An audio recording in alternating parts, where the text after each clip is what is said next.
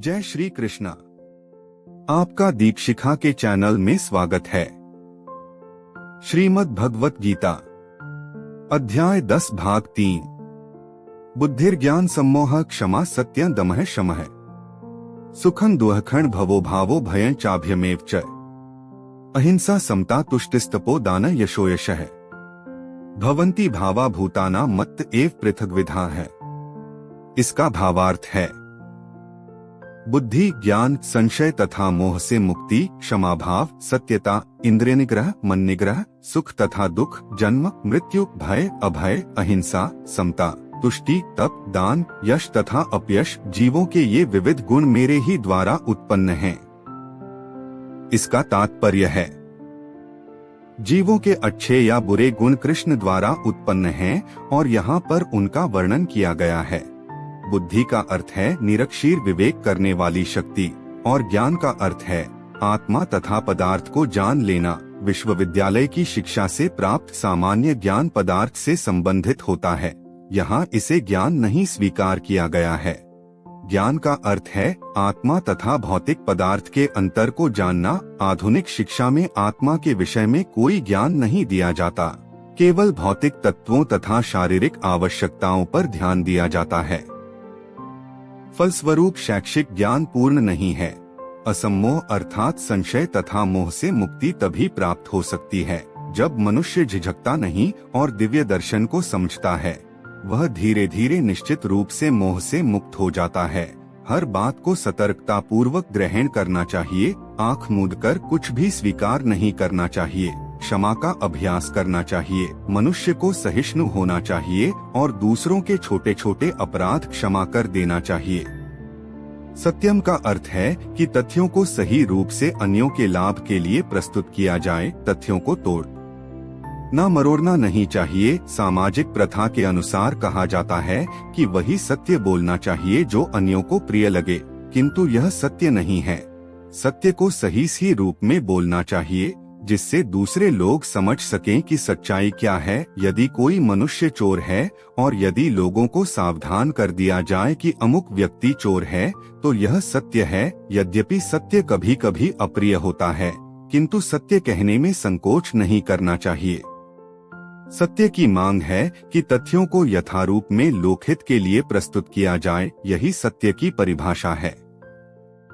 दमः का अर्थ है कि इंद्रियों को व्यर्थ के विषय भोग में न लगाया जाए। इंद्रियों की समुचित आवश्यकताओं की पूर्ति का निषेध नहीं है, किंतु अनावश्यक इंद्रिय भोग आध्यात्मिक उन्नति में बाधक है। फलतः इंद्रियों के अनावश्यक उपयोग पर नियंत्रण रखना चाहिए। इसी प्रकार मन पर भी अनावश्यक विचारों के विरुद्ध संयम रखना चाहिए। इसे शम कहते हैं। मनुष्य को चाहिए कि धन अर्जन के चिंतन में ही सारा समय न गवाए। यह चिंतन शक्ति का दुरुपयोग है। मन का उपयोग मनुष्यों की मूल आवश्यकताओं को समझने के लिए किया जाना चाहिए और उसे ही प्रमाण पूर्वक प्रस्तुत करना चाहिए। शास्त्र मर्मज्ञों, साधु पुरुषों, गुरुओं तथा महान विचारकों की संगति में रहकर विचार शक्ति का विकास करना चाहिए। जिस प्रकार से कृष्ण भावनामृत के आध्यात्मिक ज्ञान के अनुशीलन में सुविधा ही वही सुखम है, इसी प्रकार दुःखम वह है जिससे कृष्ण भावनामृत के अनुशीलन में असुविधा हो। जो कुछ कृष्ण भावनामृत के विकास के अनुकूल हो उसे स्वीकार करे और जो प्रतिकूल हो उसका परित्याग करे। भव अर्थात जन्म का संबंध शरीर से है। जहाँ तक आत्मा का प्रश्न है वह न तो उत्पन्न होता है न मरता है। इसकी व्याख्या हम भगवद गीता के प्रारंभ में ही कर चुके हैं। जन्म तथा मृत्यु का संबंध इस भौतिक जगत में शरीर धारण करने से है। भय तो भविष्य की चिंता से उद्भूत है। कृष्ण भावनामृत में रहने वाला व्यक्ति कभी भयभीत नहीं होता, क्योंकि वह अपने कर्मों के द्वारा भगवत धाम को वापस जाने के प्रति आश्वस्त रहता है। फलस्वरूप उसका भविष्य उज्ज्वल होता है। किंतु अन्य लोग अपने भविष्य के विषय में कुछ नहीं जानते। उन्हें इसका कोई ज्ञान नहीं होता कि अगले जीवन में क्या होगा। फलस्वरूप वे निरंतर चिंताग्रस्त रहते हैं।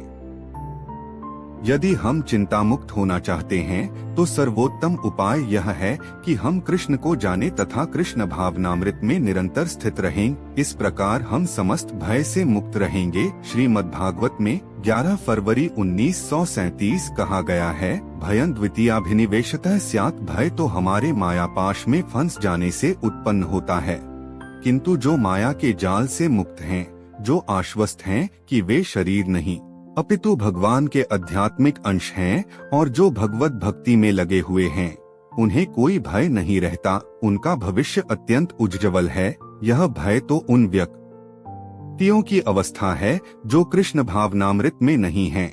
अभयम तभी संभव है जब कृष्ण भावनामृत में रहा जाए। अहिंसा का अर्थ होता है कि अन्यों को कष्ट न पहुंचाया जाए। जो भौतिक कार्य अनेकानेक राजनीतिज्ञों, समाजशास्त्रियों, परोपकारियों आदि द्वारा किए जाते हैं, उनके परिणाम अच्छे नहीं निकलते, क्योंकि राजनीतिज्ञों, सत्ता परोपकारियों की दिव्य दृष्टि नहीं होती। वे यह नहीं जानते कि वास्तव में मानव समाज के लिए क्या लाभप्रद है।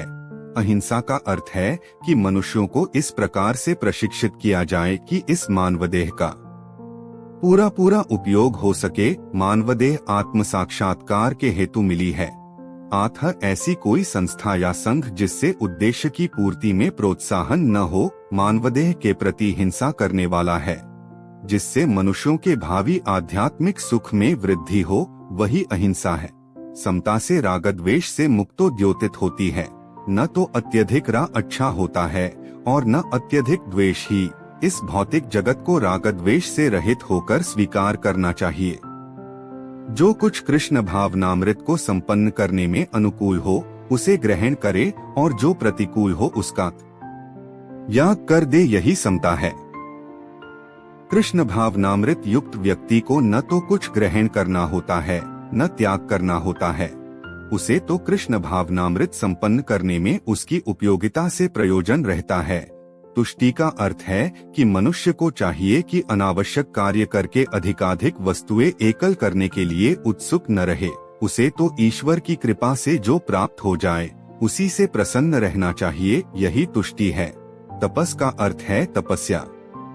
तपस के अंतर्गत वेदों में वर्णित अनेक विधि विधानों का पालन करना होता है, यथा प्रातः काल उठाना और स्नान करना। कभी कभी प्रातः काल उठान अति कष्टकारक होता है, किंतु इस प्रकार स्वेच्छा से भी कष्ट सहे जाते हैं, वे तपस या तपस्या कहलाते हैं। इसी प्रकार मास के कुछ विशेष दिनों में उपवास रखने का विधान है। हो सकता है कि इन उपवासों को करने की इच्छा न हो, किंतु कृष्ण भावनामृत के विज्ञान में प्रगति करने के संकल्प के कारण उसे ऐसे शारीरिक कष्ट उठाने होते हैं, किंतु उसे व्यर्थ ही अथवा वैदिक आदेशों के प्रतिकूल उपवास करने की आवश्यकता नहीं है। उसे किसी राजनीतिक उद्देश्य से उपवास नहीं करना चाहिए। भगवद गीता में इसे तामसी उपवास कहा गया है, तथा किसी भी ऐसे कार्य से जो तमोगुण या रजोगुण में किया जाता है, आध्यात्मिक उन्नति नहीं होती, किंतु सतोगुण में रहकर जो भी कार्य किया जाता है वह समुन्नत बनाने वाला है।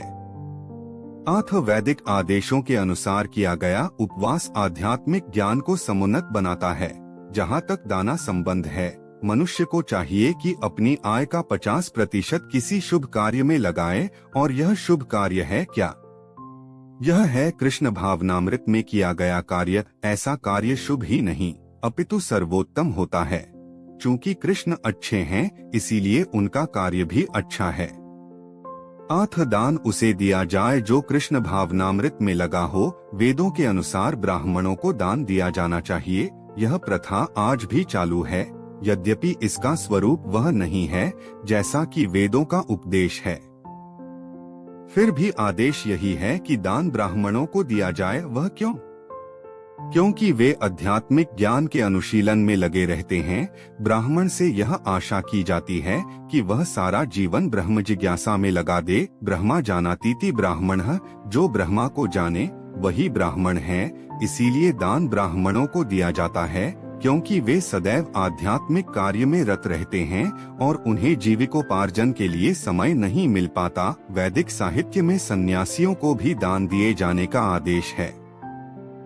सन्यासी द्वार द्वार जाकर भिक्षा मांगते हैं, वे धनार्जन के लिए नहीं अपितु प्रचारार्थ ऐसा करते हैं। वे द्वार द्वार जाकर भिक्षा मांगते हैं, वे धनार्जन के लिए नहीं, अपितु प्रचारार्थ ऐसा करते हैं।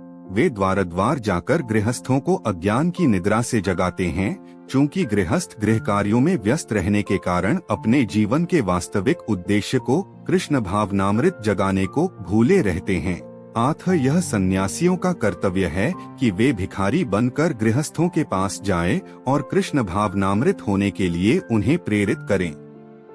वेदों का कथन है कि मनुष्य जागे और मानव जीवन में जो प्राप्त करना है उसे प्राप्त करे। सन्यासियों द्वारा यह ज्ञान तथा विधि वितरित की जाती है। अतः सन्यासी को ब्राह्मणों को तथा इसी प्रकार के उत्तम कार्यों के लिए दान देना चाहिए, किसी सनक के कारण नहीं। यशस भगवान चैतन्य के अनुसार होना चाहिए। उनका कथन है कि मनुष्य तभी प्रसिद्धि यश प्राप्त करता है जब वह महान भक्त के रूप में जाना जाता हो। यही वास्तविक यश है। यदि कोई कृष्ण भावनामृत में महान बनता है और विख्यात होता है तो वही वास्तव में प्रसिद्ध है। जिसे ऐसा यश प्राप्त न हो वह अप्रसिद्ध है। ये सारे गुण संसार भर में मानव समाज में तथा देव समाज में प्रकट होते हैं। अन्य लोकों में भी विभिन्न तरह के मानव हैं और ये गुण उनमें भी होते हैं। तो जो व्यक्ति कृष्ण भावनामृत में प्रगति करना चाहता है उसमें कृष्ण ये सारे गुण उत्पन्न कर देते हैं, किंतु मनुष्य को तो इन्हें अपने अंतर में विकसित करना होता है। जो व्यक्ति भगवान की सेवा में लग जाता है वह भगवान की योजना के अनुसार इन सारे गुणों को विकसित कर लेता है। हम जो कुछ भी अच्छा या बुरा देखते हैं उसका मूल श्री कृष्ण है। इस संसार में कोई भी वस्तु ऐसी नहीं जो कृष्ण में स्थित न हो, यही ज्ञान है। यद्यपि हम जानते हैं कि वस्तुएं भिन्न रूप में स्थित हैं, किंतु हमें यह अनुभव करना चाहिए कि सारी वस्तुएं कृष्ण से ही उत्पन्न हैं। गीता का अगला अध्याय सुनने के लिए चैनल को लाइक, शेयर और सब्सक्राइब जरूर करें। धन्यवाद।